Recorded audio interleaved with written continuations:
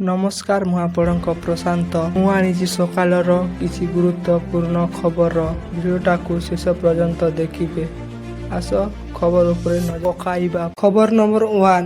11 ବର୍ଷ ବଡ଼ ବାବା ଭେନୁଗୋପାଳଙ୍କୁ ବିବାହ କଲେ ଦିବ୍ୟା ଶ୍ରୀଧର। ଦ୍ୱିତୀୟ ବିବାହ କରି ଏବେ ଚର୍ଚ୍ଚାରେ ଅଛନ୍ତି ମାଲାୟଲମ ଟିଭି ଅଭିନେତ୍ରୀ ଦିବ୍ୟା ଶ୍ରୀଧର। ସେ ଅଭିନେତା ତଥା ମୋଟିଭେସନ୍ ସ୍ପିଲର କ୍ରିସ୍ ଭେନୁଗୋପାଳଙ୍କୁ ବିବାହ କରିଛନ୍ତି, ଯାହାଙ୍କ ବୟସ 49 ବର୍ଷ। ଅକ୍ଟୋବର 30ରେ ଆୟୋଜିତ ହୋଇଥିବା ଏହି ବିବାହର ଫଟୋ ସେମାନଙ୍କ ସୋସିଆଲ ମିଡ଼ିଆ ପୃଷ୍ଠରେ ସେୟାର ହୋଇଛି, ଯାହା ଦିନକୁ ଦିନ ଭାଇରାଲ ହେବାରେ ଲାଗିଛି। ଖବର ନମ୍ବର 2। କୋଲକାତା ଲଜ୍ଜା, ଅସଲ ଦୋଷୀ କିଏ? ବଡ଼ ବୟାନ ଦେଲେ ଅଭିଯୁକ୍ତ ସଞ୍ଜୟ। କୋଲକାତା ଆରଜିକର ମେଡିକାଲ କଲେଜ ଏବଂ ହସ୍ପିଟାଲ ଟ୍ରେନି ମହିଳା ଡାକ୍ତରଙ୍କ ଦୁଷ୍କର୍ମ ପରେ ଦେହ ମିଳିବାର 87 ଦିନ ପରେ ସ୍ଥାନୀୟ କୋର୍ଟର ମୁଖ୍ୟ ଅଭିଯୁକ୍ତ ସଞ୍ଜୟ ରାୟଙ୍କ ବିରୋଧରେ ଅଭିଯୋଗ ଆଣିଛନ୍ତି।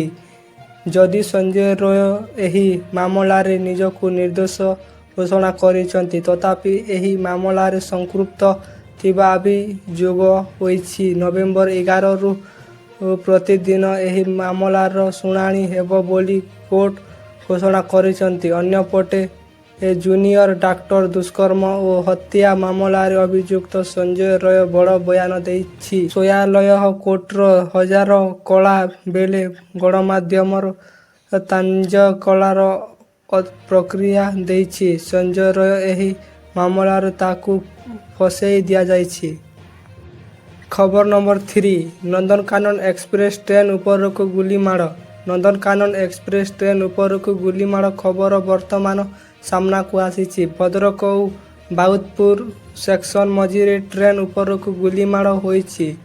ଟ୍ରେନ୍ ଉପରକୁ 2 ରାଉଣ୍ଡ ଗୁଳିମାଡ଼ ହୋଇଥିବା ସୂଚନା ମିଳିଛି। ଗୁଳିମାଡ଼ର ଗାର୍ଡ ବଗିର ଝରକା କାଚ ଭାଙ୍ଗିଛି ଓ ତେବେ କିଏ ଗୁଳି କରିଛି ତାହା ସ୍ପଷ୍ଟ ରହିଛି। ଖବର ନମ୍ବର 4। ଏଥିରୁ ଗୋଟିଏ ବି ଥିଲେ ସୁଭଦ୍ରା ଟଙ୍କା ମିଳିବନି।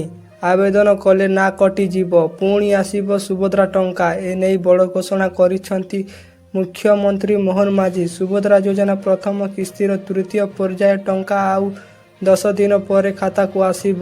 ଏଥର 20 ଲକ୍ଷ ଖାତାକୁ ଟଙ୍କା ଆସିବା ନେଇ ଘୋଷଣା କରିସାରିଛନ୍ତି ମୁଖ୍ୟମନ୍ତ୍ରୀ।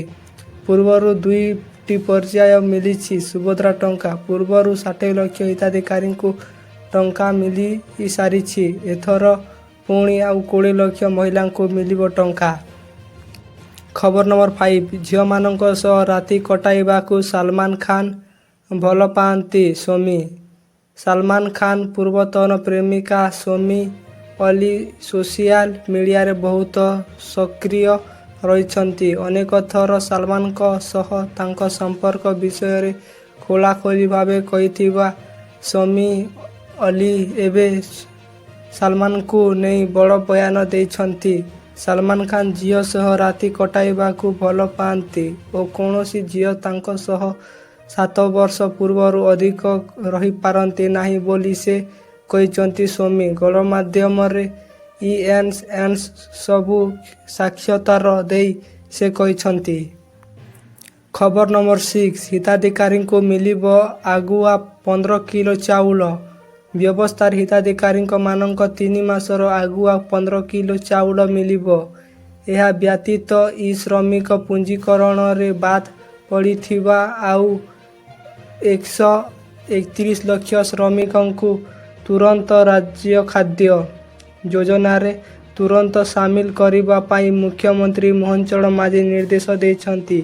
ଆଜି ଲୋକସେବା ଭବନରେ ମୁଖ୍ୟମନ୍ତ୍ରୀ ଶ୍ରୀ ମାଝୀ ସାଧାରଣ ବଣ୍ଟନ ବ୍ୟବସ୍ଥାରେ ସମୀକ୍ଷା କରି ହିତାଧିକାରୀମାନଙ୍କୁ 3 ମାସର ଚାଉଳ ଆଗୁଆ ପ୍ରଦାନ କରିବା ପାଇଁ ଖାଦ୍ୟ ଯୋଗାଣ ଓ ଖାଉଟି କଲ୍ୟାଣ ବିଭାଗକୁ ନିର୍ଦ୍ଦେଶ ଦେଇଛନ୍ତି।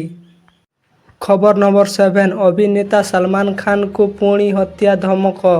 ମୁମ୍ବାଇ ଟ୍ରାଫିକ୍ ପୋଲିସକୁ ମିଳିଲା ଧମକ ଭରା ମେସେଜ। ଧମକ ଦେଇଥିବା ବ୍ୟକ୍ତି ସଲମାନଙ୍କୁ ଜୀବନ ବଞ୍ଚାଇବାକୁ 2ଟି ବିକଳ୍ପ ଦେଇଛି ଓ ହନୁମାନ ମନ୍ଦିର ଯାଇ କ୍ଷମା ମାଗନ୍ତୁ କିମ୍ବା 5 କୋଟି ଟଙ୍କା ଦିଅନ୍ତୁ। ଯଦି କଥା न मानिबे तेबे ବିଷ୍ଣୋଇ ଗ୍ୟାଙ୍ଗ ସଲମାନ ଖାନଙ୍କୁ ହତ୍ୟା କରିବେ ବୋଲି ଧମକ ମିଳିଛି। ପୁଣି ଥରେ ଅଭିନେତା ସଲମାନ ଖାନଙ୍କୁ ଧମକ। ମଙ୍ଗଳବାର ମୁମ୍ବାଇ ଟ୍ରାଫିକ୍ ପୋଲିସକୁ ଆସିଛି ଧମକପୂର୍ଣ୍ଣ କଲ୍। ଖବର ନମ୍ବର 8 ନୂଆ ଏନ୍ସିପି ଗଠନ ପାଇଁ ଜିଲ୍ଲାପାଳଙ୍କୁ ଚିଠି ଲେଖିଥିବା ରାଜ୍ୟ ସରକାର। ରାଜ୍ୟରେ ନୂଆ ମ୍ୟୁନିସିପାଲିଟି ଓ ବିଜ୍ଞାପିତ ଅଞ୍ଚଳ ପରିଷଦ ଏନ୍ସିପି ଗଠନ ହେବାର ଆଶା ପୁଣି ଥରେ ଉଦ୍ଭବିତ ହୋଇଛି। ମୋହନ ମାଝୀଙ୍କ ସରକାର ରାଜ୍ୟର ପୌରପାଳିକା ଓ ଏନ୍ସିପି ସଂଖ୍ୟା ବୃଦ୍ଧି କରିବା ପଦକ୍ଷେପ ନେଇଛନ୍ତି।